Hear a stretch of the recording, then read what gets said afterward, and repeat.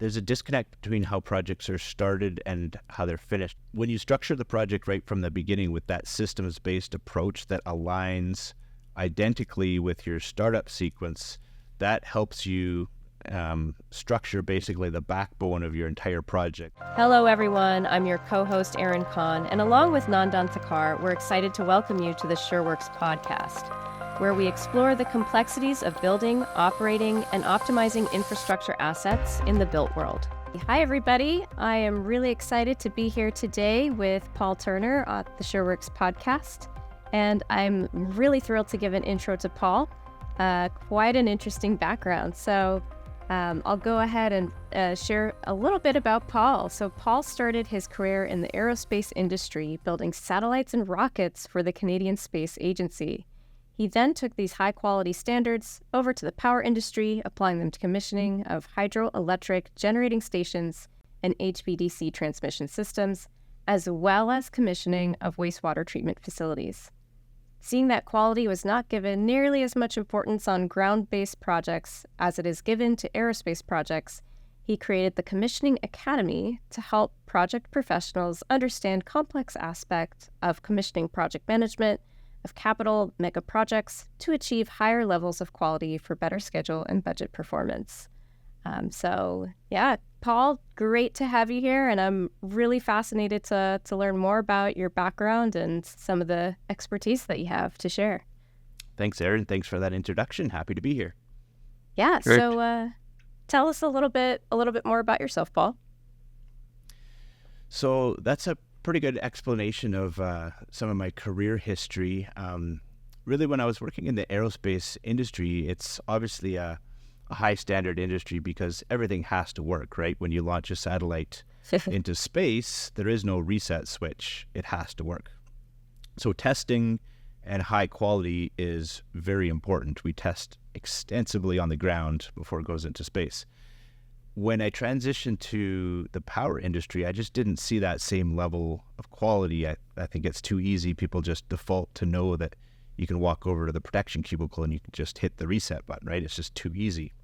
So it can become a bit, a bit more laid back towards some of those higher quality standards, but it really was impacting the projects I was working on and the ability to finish on time and on budget with high quality systems. We just weren't achieving success like I was used to in the aerospace industry. So that really opened my eyes to some of the challenges with completing these large mega projects and the complexity that's involved in completing these high dollar, high stakes tasks, that there needed to be a more concerted effort to increase quality and make commissioning successful at the end of projects. So that's what's prompted me to generate and produce the Commissioning Academy to help people understand this complex topic of commissioning so that we can hopefully complete our projects more successfully on time and on budget. Hey, Paul, it's Nandan here. Great to have you. With a background like yours and the start you had in the aerospace industry, you could be working for SpaceX right now, but you chose commissioning. So I'm very curious why commissioning. What I would feel is an underappreciated practice in mega projects, and vendors were used to sort of basic checklist. Every subcontractor's left to its own tools.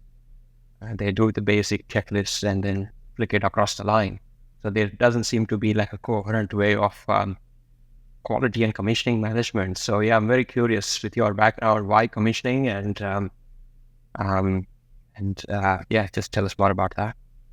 It's all too common of a story, isn't it? It's a challenge on a lot of projects. I guess the earliest memory I have of when I was little was probably when I was 5 years old. I just always liked to build things. If I was building a little project in the garage or working with my dad on his construction projects, I just would always like to build things. That what drove me into an engineering career and working on some of these complex projects. The most exciting part of projects is, of course, seeing everything work in the end. Everybody's years of efforts and dollars spent to see everything come together at the end was always the most exciting part for me. So that's what led me towards commissioning, is because that's the exciting part of the project. That's when we get to see everything moving and turning and electricity flowing, and it just fascinated me.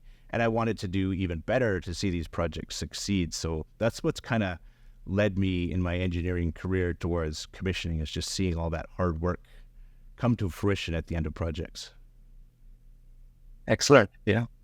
Yeah, I can relate to that, Paul. I think what I get excited about too is you see the tangible building, or whatever it is that you've contributed to come to life right before your eyes. That building piece is super exciting. So yeah, glad we have you here in construction. And yeah, let's dive into more of the commissioning space. So for me, my background's in construction, and as a project engineer, we had a commissioning manager on our jobs, but I didn't really have too much to do with them. They just seemed to be somebody who went around and did stuff with a lot of lists. But I'm sure there's far, far more to the role. Could you tell me more about what commissioning managers do for projects? Absolutely, yep. When you think of these large undertakings, these large projects, they kind of start at a single point. If there's project approval or contract award, and then things branch out from there. Multiple things are happening at the same time through design, and then even more activities as we get into construction. There could be tens, hundreds, thousands of parallel activities going on all at the same time as the project spreads out. There's a process at the end of the project to bring all of that back to one single point, which is your project and service date. Mm-hmm. So all of those multiple activities that are taking place at the same time, they've all got to come back together as one functional plant process at the end of the project. And that's essentially what commissioning is. There's a million moving pieces on these large projects, and it takes quite a bit of effort and coordination and communication and discussions with everybody on the project to make sure that everything comes back together as it needs to, so these large plant processes can generate their intended function. So there's definitely a lot of planning required to make sure that happens. That's why commissioning managers need to get involved early in the project to start planning and discussing and coordinating with all these groups, all the technical details that are required, so that everything comes back together in one plant process. And this 20, 30, 40 years ago used to be a very brute force manual process to go through and collect all these details and make everything work together. Thankfully, there's been a lot of tools that have come along that help us manage all this information and manage all the details so that we can successfully bring these projects back together at the end.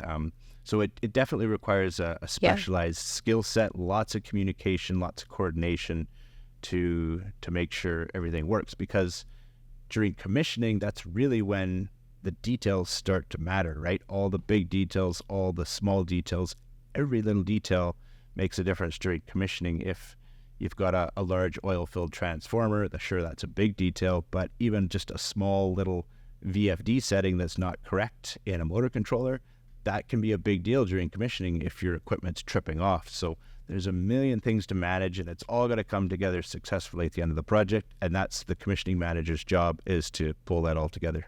So, quick question. You mentioned getting involved early on in the project. Just how early do you recommend?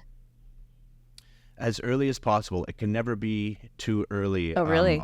A lot of times you'll hear, like, even during the feed process, when some of the front-end engineering and design is being conducted. Oh, wow. Definitely at that point. Certainly when contracts are being developed. When you look at a lot of contracts on projects, they're pretty light on commissioning details, right? It's understandable, because everybody's focused on getting the project started. They want to get the contract awarded. You want to mobilize to site. You want to start the work, right? That's everybody's focus 2 or 3 or 4 years before the end of the project. And the commissioning details get missed. But that's when you got to get your commissioning manager, your key commissioning people involved to make sure that these aspects are included in contracts, so that we're not only using contracts to get the work started, but we can also use them as a tool to finish the job during commissioning. So I always say it's never too early to get commissioning involved in the project, because it does take some upfront planning so that you can start with the end in mind and end successfully. Yeah, that's great, Paul. And projects come in various different shapes and forms.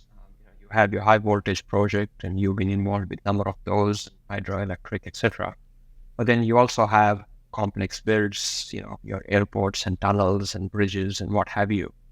And they all have dozens of practices and subcontractors that contribute to that process. So what I would love to explore with you is there a best practice methodology that can map to most industries building sort of medium to complex projects?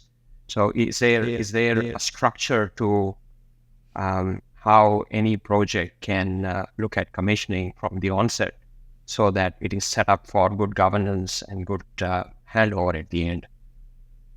So yeah, if you can let's know what the best practice framework would be, that would be great.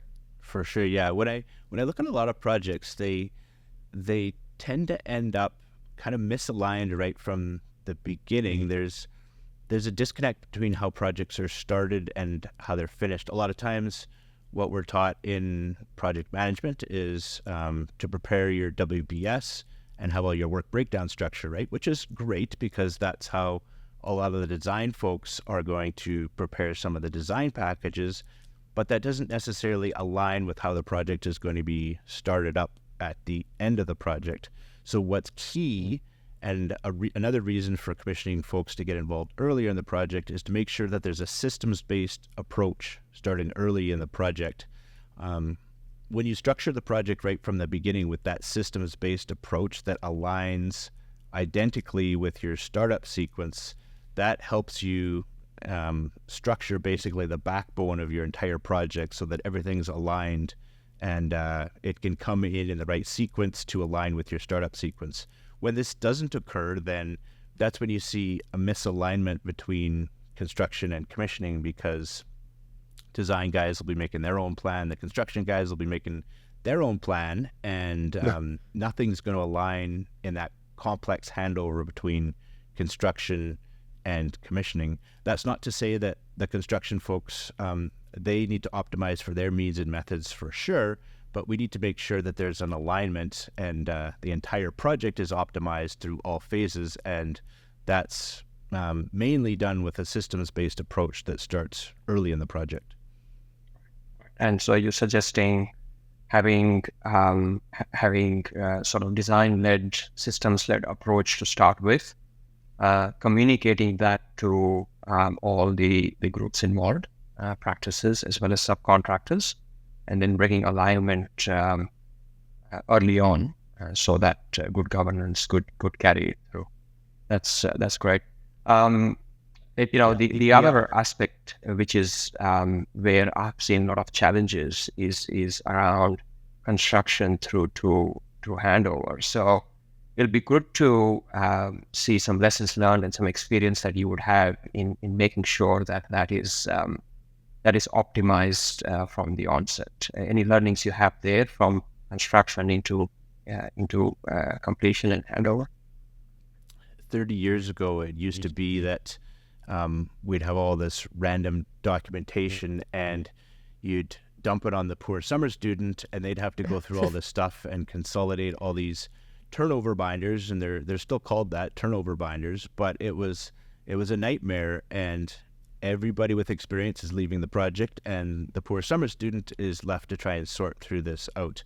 And it never went well because they weren't involved in the project. They don't have that level of experience. It was never a good method to consolidate all of this important project information into a usable condition that can be used through the lifetime of the new facilities. If you think the project is taking 2, 3, 4 years, well, the project is going to, the new facilities are going to be operated for 30, 40, 50 years, and they need this information that was generated from the project to be able to operate the new facilities reliably and efficiently. But when they're just getting bits and pieces of stuff that's turned over and missing and incomplete, through this turnover process, it just never produced a good product for our folks operating these new facilities.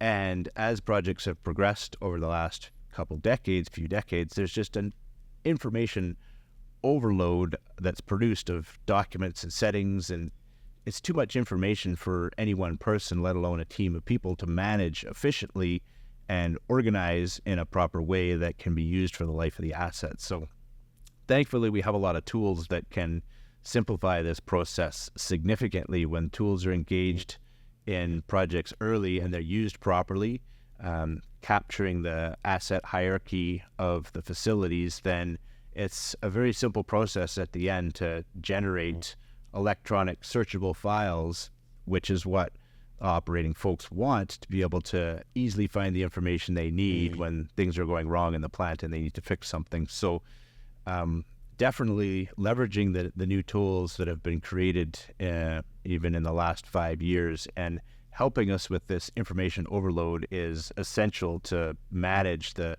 crushing amount of information that's generated on today's projects.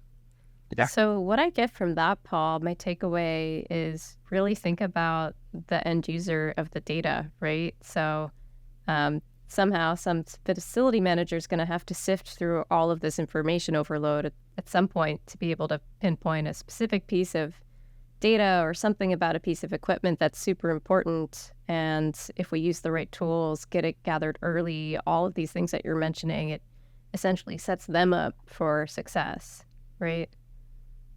Absolutely, yeah. I often like to refer to Stephen Covey's book, 7 Habits of Highly Successful People. His habit number 2 is begin with the end in mind, right? So this is the same philosophy process that we need to think of is on that single point in time, whatever our project in service date is, we're going to transition from the project environment, the capital environment, to the operating environment, right? We don't want that to be a sudden jarring experience where someone just hands the keys and runs from site. I've unfortunately seen that happen. We want to support that soft handover transition from one group to the other, right? And bridge that gap so that the folks that are going to be inheriting these assets and operating them for 30, 40, 50 years have what they need, have the training they need, and they're prepared and comfortable, ready to operate these new facilities reliably. So what other challenges have you seen throughout your career, specifically with commissioning and these large projects? One of the big challenges is always communication, right? We're working with large teams. They could be thousands of people on teams, right? And with the huge volumes of data and information that's produced, it's very challenging to get the right information in the hands of the right people at the right time, especially if you're out in the field looking for information. Yeah. Often on projects, because they can span many years, some of the groups can unfortunately end up a bit siloed, right? As the engineering groups do their thing, the construction groups do their thing, the commissioning guys do their thing, right? And unfortunately, we can see one group kind of just throwing things over the wall at the other. And we absolutely want to avoid that, right? When we're working on such huge initiatives, the only way they're going to be done successfully is when we're working as a team, helping each other succeed to be able to accomplish their primary responsibilities the best that they can so that the entire project is successful. When there's breakdowns in communication or a lack of information that's available to people when they need it, that's when we can see some of these silos developing, right? So some of the tools that have been developed significantly help convey some of the complexities of commissioning to all groups on the project so that they can understand how their role fits into a successful finish of the project. What we don't want is groups to be kind of splintered on their own and not kind of understanding where their role fits in. And commissioning is a very complex topic, so it's not reasonable to expect everyone to be an expert in commissioning. We need some of these communication tools that simplify the process, help people understand where some of these steps are going to fit in so that everything comes together successfully in the end. And it's definitely a challenge, but we're using some tools to try and help us do that. Yeah. And what I'm thinking is like, it's not just the commissioning manager that's running commissioning, we're all a part of it. So it's really a team sport.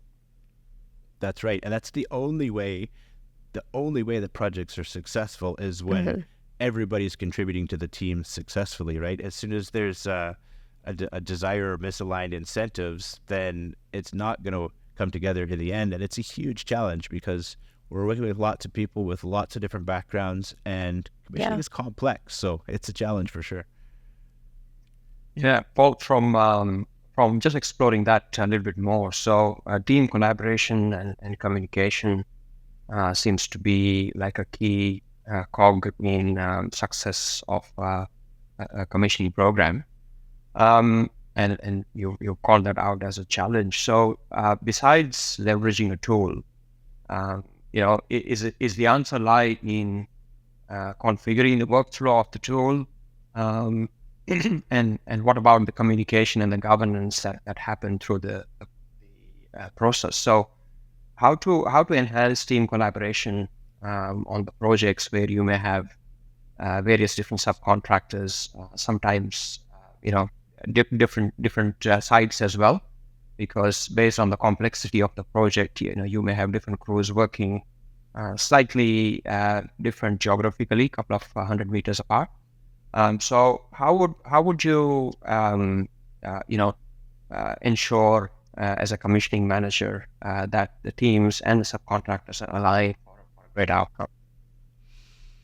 Everybody's trying to do their best on projects, right? I've never seen anybody that's maliciously trying to do something wrong on a project. Everybody has their best intentions and wants the project to succeed, but there's always that bigger picture element of how this is all going to come together as one. And it's usually just a misunderstanding or a lack of information that people don't have to see the bigger picture on some of these projects. Now, that bigger picture is how this is all going to fit together at the end during commissioning. And what I've found is that when you explain this to people, when you give them this bigger picture, when they can see how their role fits into the process, then they understand why something might need to be done by a certain date, or how a particular deficiency may be impacting the ability to proceed with the work. So without everybody still needing to be that expert in commissioning, as long as you can paint the picture of what this looks like and how it's going to come together, what that sequence of commissioning steps are, then that helps people understand that bigger picture and allow them to feed into the process to finish the project successfully. I've had some success with that to kind of give people that information and show them the bigger picture on how this is going to work. Gotcha. What does that look like?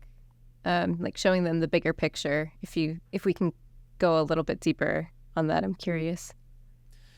So it's largely about what the commissioning process is. So there's several stages, starting like we talked about even right at the beginning of projects. But when we get into off-site testing during factory acceptance testing or integrated factory acceptance testing, that's kind of some of the first steps of physically testing the equipment. Then how is this matched with what's going to take place on site during our site acceptance testing?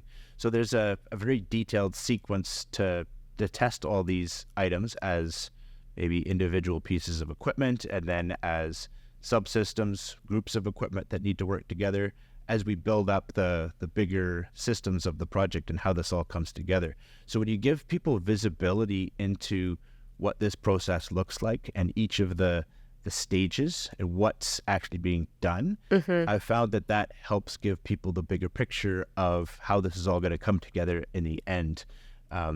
There's still that complexity of what this all is during commissioning, and we can't expect everybody to be an expert in commissioning, but at least if we can have a method to communicate what this process looks like, I've found that to be quite helpful. Yeah. So like transparency or, putting a little extra effort into painting the picture can help go the extra mile there.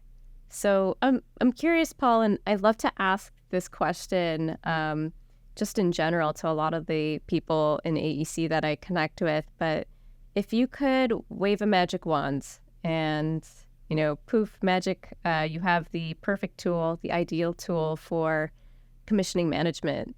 What would that look like? And, for companies that are looking for a great tool like that, what should they consider or have on their wish list for implementation? That perfect tool would look like the bridge from the end of the project to the beginning of the project. There's unfortunately in the industry, there's still a disconnect from the people that are working at the end of the project versus the people that are working at the beginning of the project. And it's understandable because those could be 3 or 4 years apart from each other, right? And there's just different thought processes. But to have that begin with the end in mind tool that kind of brings that, I guess a good way to think of it is brings that feedback loop from the end of the project back to the beginning of the project. That would be the lessons learned component to, I guess, steer or guide the project right from the beginning to a successful finish. If we could bridge that gap with a tool, that would be, I guess, the magic wand that I would wave to see if we could do that. And I guess to add to that from a second point is to maybe somehow flip the narrative in the industry where I think commissioning is often, unfortunately, viewed as an expense, where it should be more viewed as a money-saving opportunity, or I guess the right way to put it would be risk management. If the proper commissioning elements are being discussed at the beginning of the project, that's your best method for risk management to make sure that your project ends successfully is by doing some of these upfront activities and putting in the upfront effort for commissioning is an excellent risk management method to make sure that your project finishes successfully. Yeah, and that's well said, Paul. And I guess this is where I would like to highlight sort of almost genesis of SureWorx as a product and a platform, where as a CIO in a tier 1 construction company, I saw those challenges that we have discussed this podcast, and how the process was working in a pretty lean, sort of basic checklist-based way. So we've developed what would come close to an ideal tool, and you never get there. You always tend towards it. It's one of those mathematical concepts.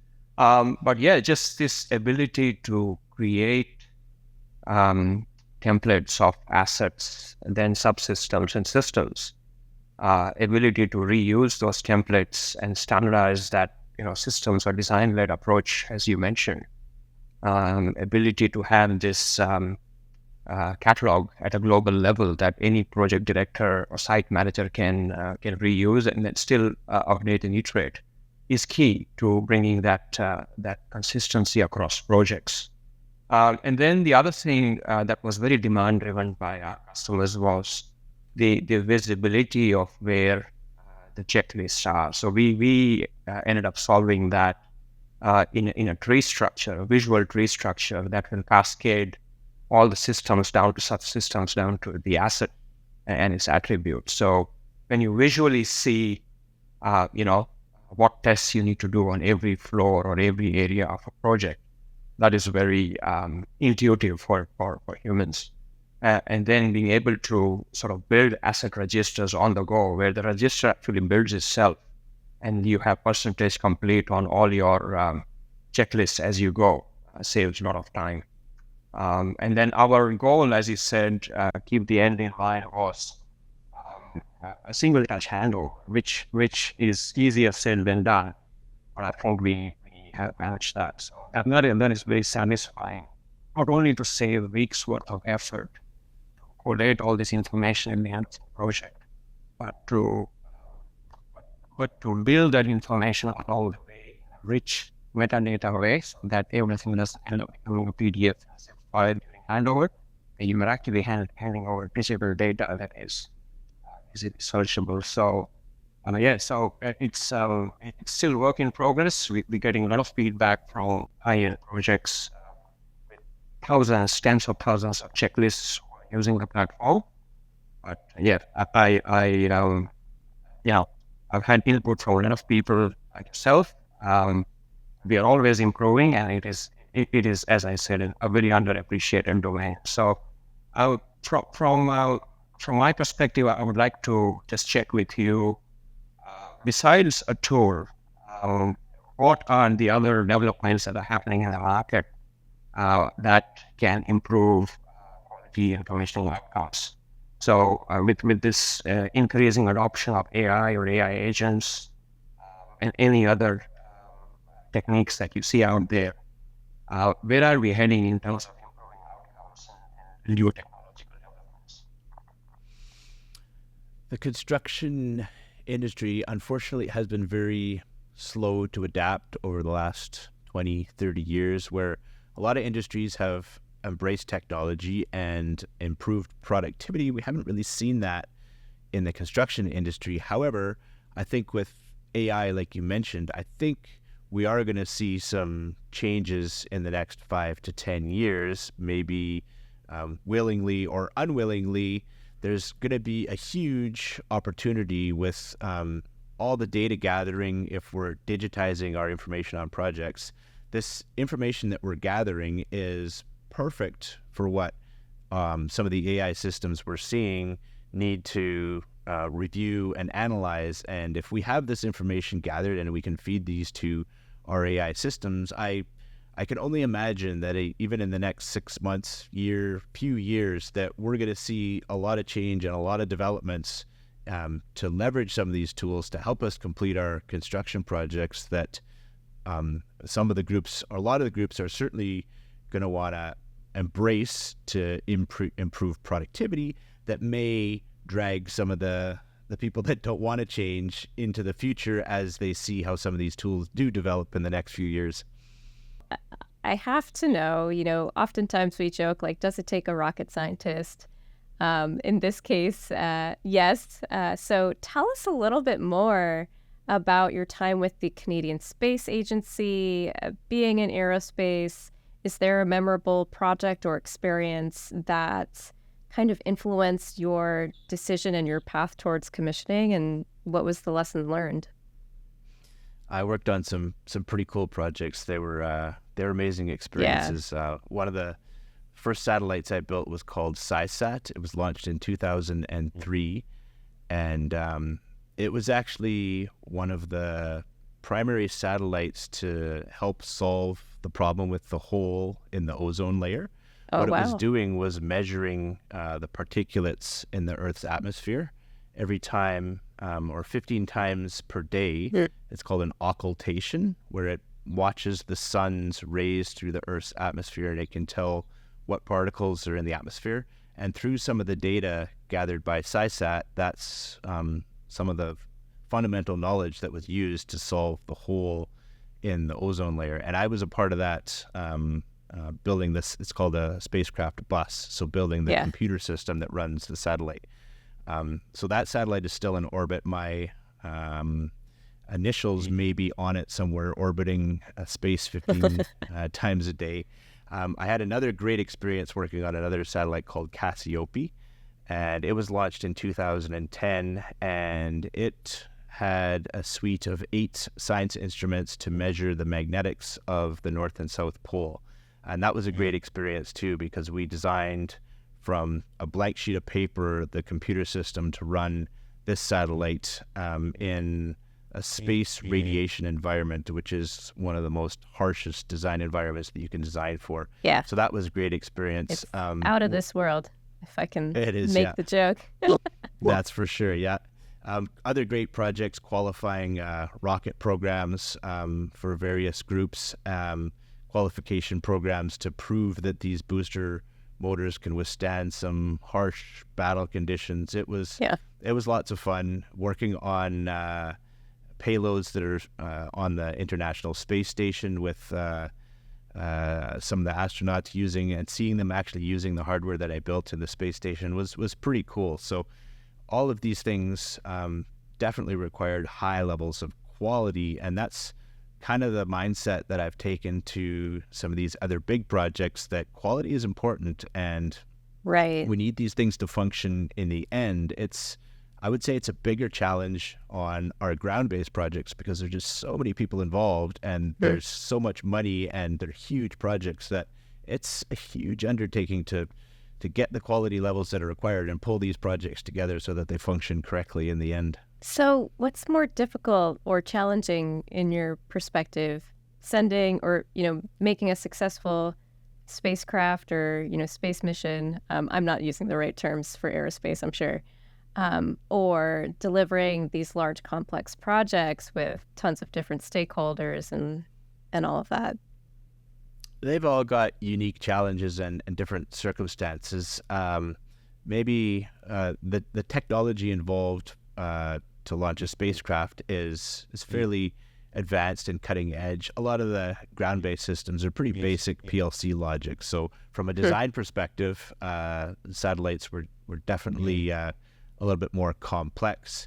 When you launch something into orbit, the term commissioning is actually done in space after the rocket launches. So fascinating. Yeah. How does that happen? It's all done remotely. So and that's why it has to work, because when you're commissioning in space, you may have the first satellite we launched had a 6-month period of commissioning where you're turning the instruments on for the first time. You're making sure the solar panels deploy if there's deployables. And all of that is done on orbit, and you're looking at a screen to verify all this stuff, right? So it is actually very similar to looking at your HMI screen in your control room. It's just that you can't run down the hallway and go hit the reset switch on your cubicle if something goes wrong. Right. You only have your HMI screen that you're looking at when your satellite's in orbit, and you can't make any hardware changes. You could maybe make some software updates, but the hardware has to be bulletproof, which is why we go through a pretty extensive test phase on the ground to make sure that everything is going to go right after launch in orbit during commissioning. Right. So to put it into super simple terms in my mind, big takeaway from working with things that go to space, there's no room for an oops, really. So, we can take that philosophy, apply it to our projects, and then be able to better ensure that we have less oopses. We have, better guarantees on safety, budget, schedule, you name it. So, yeah, thanks for sharing that, Paul. For sure. Super fascinating and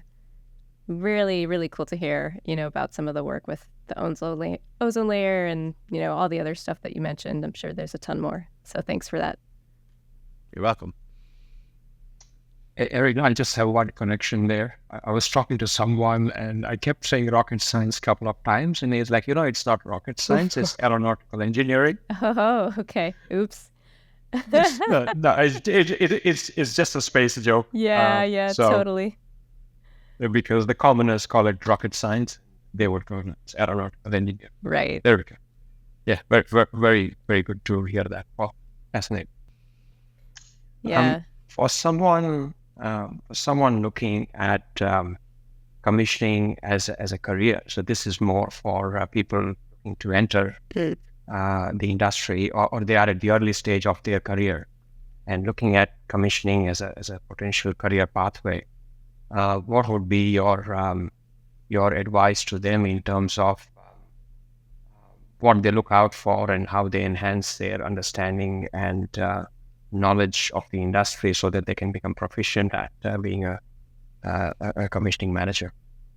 So there's two key critical aspects that are required to become experienced with commissioning. So the first one is knowledge, and the second one is experience. They both go hand in hand. We've been trying to bridge that gap and help some people with the knowledge. That's why I created the Commissioning Academy, is to get that knowledge in people's hands, at least a fundamental understanding of what the commissioning process is, so that when you go to site and you're learning by experience, you have that baseline fundamental understanding of what this commissioning process is supposed to look like. Experience is still super important too, right? The saying I often hear is, you can't really teach a kid to ride a bike. They have to get on the bike, they have to ride it, they have to get the bumps and bruises, and they have to figure it out, right? that's certainly a part of commissioning as well, is you can only learn so much, that you got to get out in the field too. You got to get the hands-on experience. You got to learn from our wise commissioning experts. You got to soak up that knowledge so that you can see and feel the equipment that's out there and see how a lot of this works too. Those are the two key aspects that I would recommend for people to consider. I guess another one is communication is key. It's important for all aspects of projects, and we need to be good communicators. We need to be able to work with other people and understand their questions and concerns, because that's the only way projects are successful, is when we can work together as a team to pull off these huge and expensive endeavors. All right. That's amazing, Paul. And I love the education focus there. So that's truly a very impactful way of, not just bringing the industry forward, but keeping it going and, nurturing future talent for AEC. So love it. All right. So I want to revisit some of my key takeaways, because this has been a fantastic session. I think what I've kind of summarized here is a few points of, get involved early, way earlier. When you said, like, even in the contract phase, I was like, oh, that's like even way earlier than what I initially thought. So great nugget there. And that we're all a little bit a commissioning team member ourselves, right? So we all have a piece to play with a successful commissioning experience for the projects, and seeing that bigger picture and how we fit in helps make that run smoothly.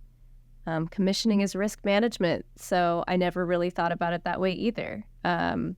We all know that in construction we have issues with completion on time, on budget, you name it. I think there's some pretty scary stats out there that say, we're not the best industry for hitting our marks. But if we think about, again, the commissioning piece playing a huge role in that, it's definitely something that obviously get it involved way earlier, prioritize, get everybody understanding their role in the process. And then that last piece. So what makes a good commissioning manager? Knowledge, experience, communication, which I think anybody can probably learn at some point or kind of grow into those skills and role. So if anybody's listening out there and thinking about this for a career, it's definitely an option. So thanks, Paul. Really appreciate it. You're welcome. We have called out where people can reach out to Paul in terms of that knowledge part. Experience will happen along the way. So feel free to reach out to Paul. I guess the only other thing I would call out, almost in a self-serving way, is the role that a tool plays in bringing all this together. The communication piece, the workflow, the governance, the visibility, the digital handover. It's an enabler, the tool. It's not the be all end all, but it's a significant enabler to what should be a central process in risk management and so really enjoyed this one. Thank you for your time, Paul. Thank you. Thank you, Peter and Nandan, for joining me on this episode of the SureWorx Podcast. For our listeners, we're excited to bring you to the leading edge of innovation in construction over the course of this show. We'll be hosting leaders from the industry as they share their experience and insights. Finally, if you're interested in being a guest on the SureWorx Podcast, don't be shy. Please send us an email at podcast@sureworx.io. That's podcast@sureworx.io to connect with us. Thanks again, and be sure to tune in for our next episode. I'm Erin Khan, and this is the SureWorx Podcast.